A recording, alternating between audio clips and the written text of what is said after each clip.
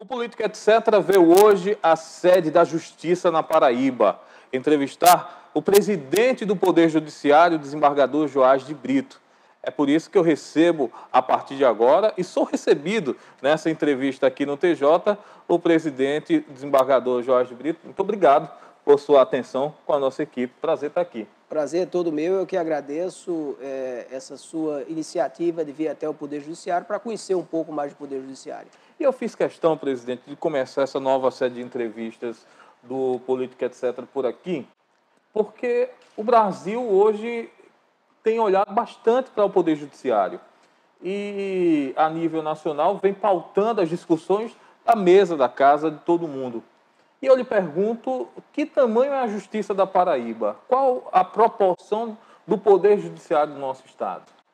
O Poder Judiciário da Paraíba é um poder grande. Você veja que nós temos uma capilaridade de alcançar todo o Estado. Nós temos uma responsabilidade em todo o Estado da Paraíba. Temos hoje 72 comarcas no Estado e diversos juízes. Hoje nós temos uma faixa de 260 magistrados, fora servidores. Quer dizer, um poder bem considerável, um poder amplo que vem prestando relevante serviço ao Estado da Paraíba. O senhor fala aí 260 juízes. É o suficiente? Não. Nós precisamos hoje, o nosso quadro completo seriam de 300 magistrados. Nós temos um déficit de aproximadamente 40 magistrados.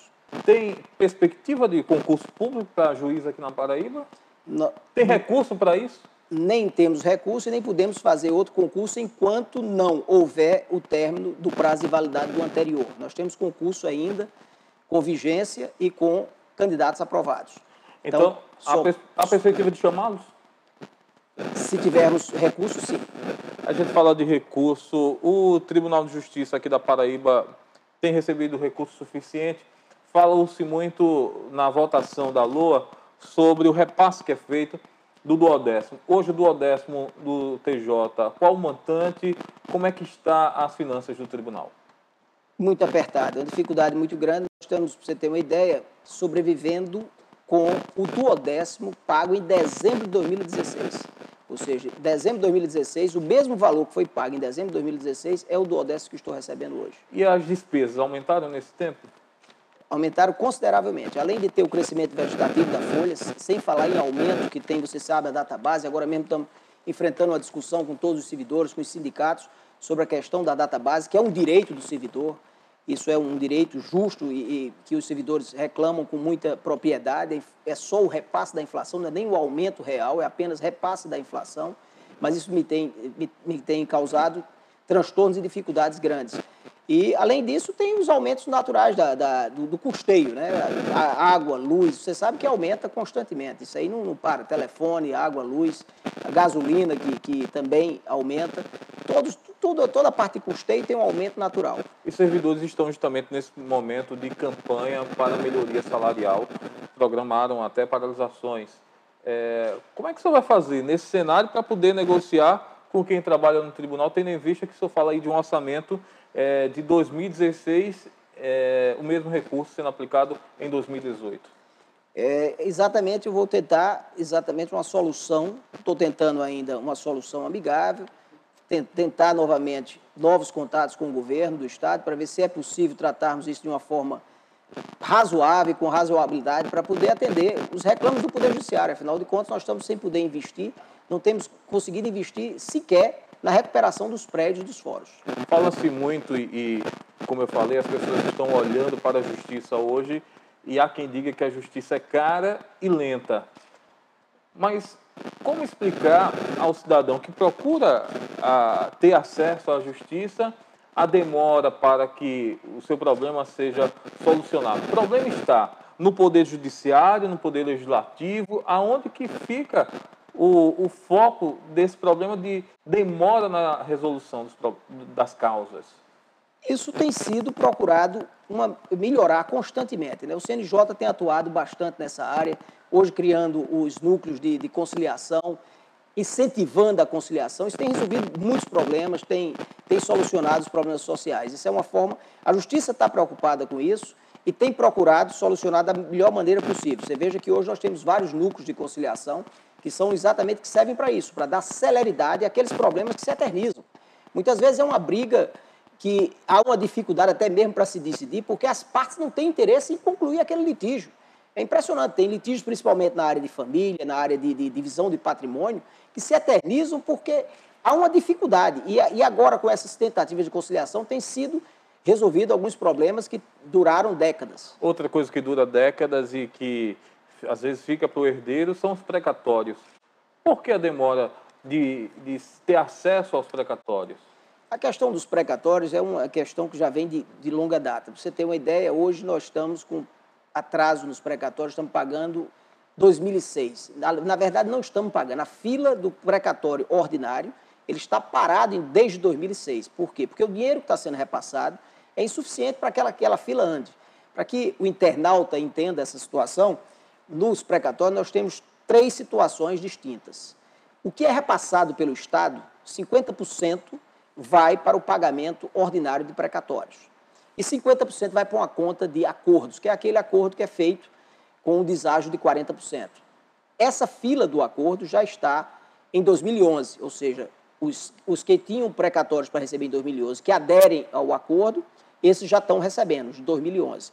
Os de 2006, que estão aguardando na fila para receber, porque não quiseram se submeter a essa adesão, esses estão aguardando parados. Por quê? Porque o dinheiro que repassa para essa conta é insuficiente para pagar os preferenciais, porque tem essa figura do preferencial. E o que é o preferencial? É aquele cidadão que está idoso, é aquele cidadão que adquiriu uma doença, e aí ele faz um requerimento e tem direito a receber um percentual do valor do seu precatório. Como desembargador tem uma oratória diferenciada, eu vou dizer, traduzindo, tem o privilégio de avançar a fila quem está para morrer. Em outras palavras, não popular isso, é porque o desembargador é culto, mas para o internauta entender, quem está para morrer consegue avançar a fila. E não é nem avançar a fila, não avança a fila, é engano. Essa assertiva não é verdadeira. Se você me botasse numa prova e perguntasse se essa assertiva é verdadeira, eu dizia não, porque ela não anda. Eu recebo uma parte limitado ao valor de salários mínimos. Hoje é limitado. Então, se eu tiver um precatório de 100 mil, eu não vou receber os 100 mil e nem vai andar a fila. Eu continuo na fila e recebo uma parte do meu precatório limitada a um valor de salários mínimos. Agora, presidente, nós estamos em um ano eleitoral, um ano que o país praticamente para porque tem um processo eleitoral. Para a Justiça paraibana, quais são as repercussões de se ter um ano eleitoral? A gente sabe que existe um Tribunal Regional Eleitoral que toma conta das eleições, mas o tribunal, me parece, não tem os juízes para ser dedicado só a ele, é isso? Não, veja só, o eleitoral, o juiz do Poder Judiciário do Estado da Paraíba, ele também funciona como juiz eleitoral. Então, onde há zona eleitoral, tem um juiz, que é juiz comarcão, digamos assim, o juiz da comarca, mas também ele atende ao eleitoral. É bem verdade que há uma intensificação desses trabalhos no período do microperíodo eleitoral, que é quando efetivamente chega próximo às eleições. Então, há uma dedicação maior desses magistrados. Eles, às vezes, até se afastam para se dedicar exclusivamente ao processo eleitoral, mas é por um período curto. É um período curto. Então, não há uma grande interferência. É bem verdade que o ritmo diminui mais da justiça comum. Por quê? Porque ele se volta mais para o eleitoral. Ele tem que se voltar para o eleitoral porque são processos que são céleres, com prazos curtos. Isso atrasa a justiça comum em ano eleitoral? Há uma consequência de diminuir o ritmo da justiça comum.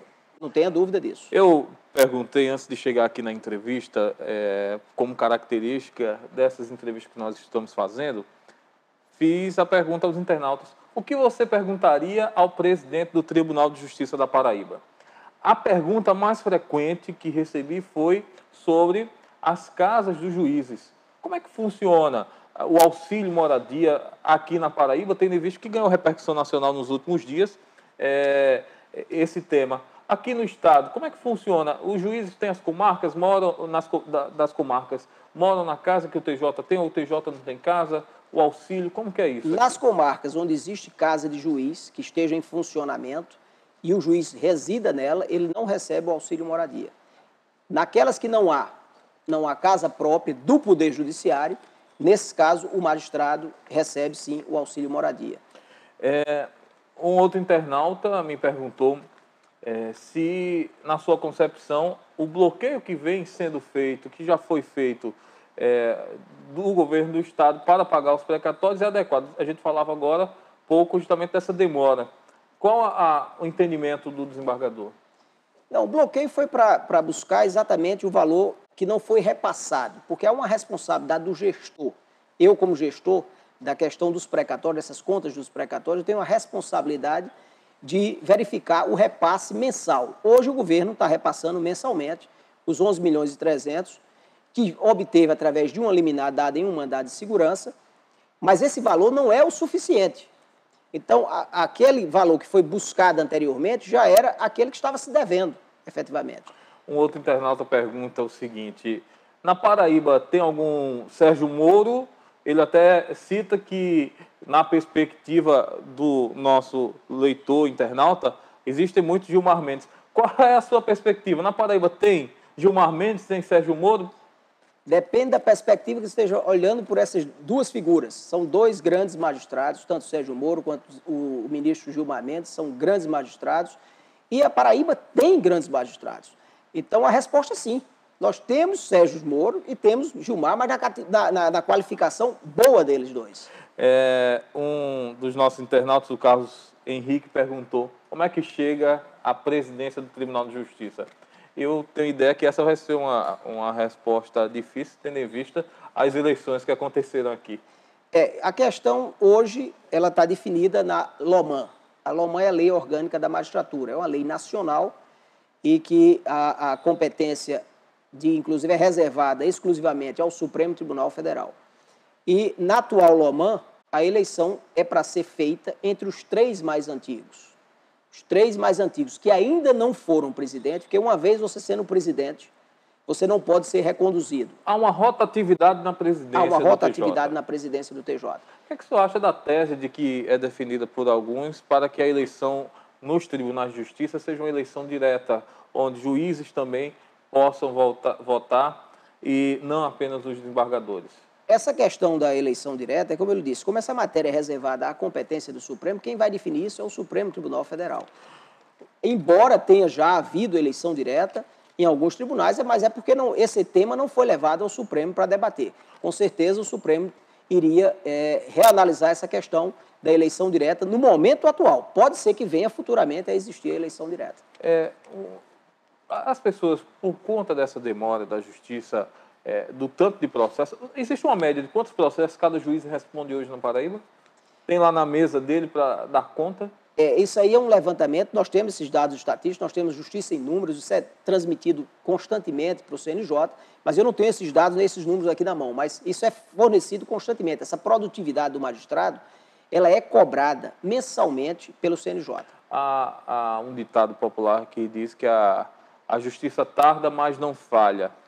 Mas essa demora, muitas vezes, não é injusta com quem busca a justiça? Com certeza. A justiça tardia, ela se torna, às vezes, injustiça. O senhor acha que a justiça no Brasil hoje é para todos ou para quem consegue pagar um bom advogado? Eu acredito que é para todos, porque o magistrado ele tem o dever de...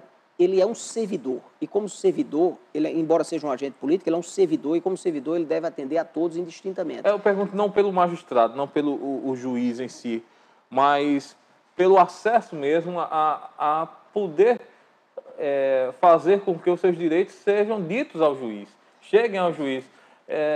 Esse papel está sendo feito pela Defensoria Pública. A Defensoria Pública hoje, você está querendo exatamente se referir àquele que não tem condições de constituir um advogado. Mas as defensorias públicas hoje estão dotadas de bons advogados, tem concursos excelentes, e os advogados da Defensoria Pública que estão passando nos concursos são pessoas capacitadas e que têm condições de prestar um relevante serviço àquele mais necessitado. Com os últimos julgamentos no Supremo Tribunal Federal, com as ações de Sérgio Moro, a Justiça ganhou holofotes que há algum tempo não existia. Você acha que isso foi bom, contribuiu para a Justiça no país? Ou isso, de certa forma, atrapalha, tendo em vista também que as críticas, por estar na discussão da mesa de cada um, aumentaram? Eu vejo como um ponto muito positivo para a democracia. essa questão da justiça ter tomado hoje essa posição de holofote, na verdade, é uma posição de vanguarda que vem consolidar a democracia. Veja que hoje o cidadão passa a acreditar, porque está vendo resultado naqueles processos que você jamais imaginava acontecer de chegar a algum resultado contra algum poderoso da República. E hoje não.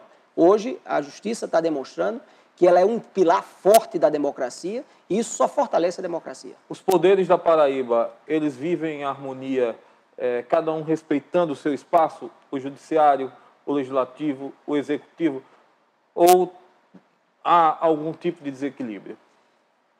Veja só, essa harmonia dos poderes é necessário, mas também a harmonia não significa que a submissão de um poder ao outro.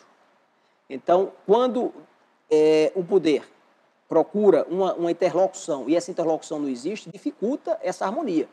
Mas é para existir a harmonia.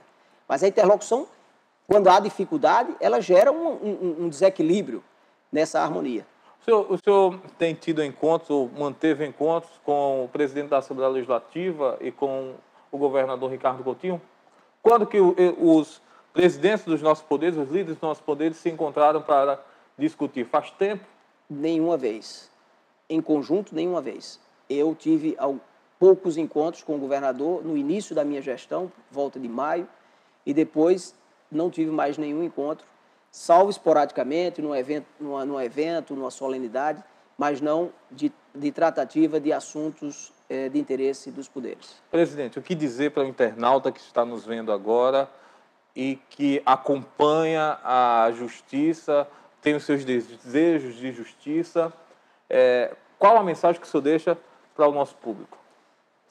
A mensagem que eu deixo para o internauta é que acredite na justiça, porque a justiça é o pilar, na minha visão, mais forte da democracia. Sem justiça não haverá democracia. Presidente desembargador Jorge Brito, muito obrigado. Eu que agradeço, sempre às ordens, eu que agradeço.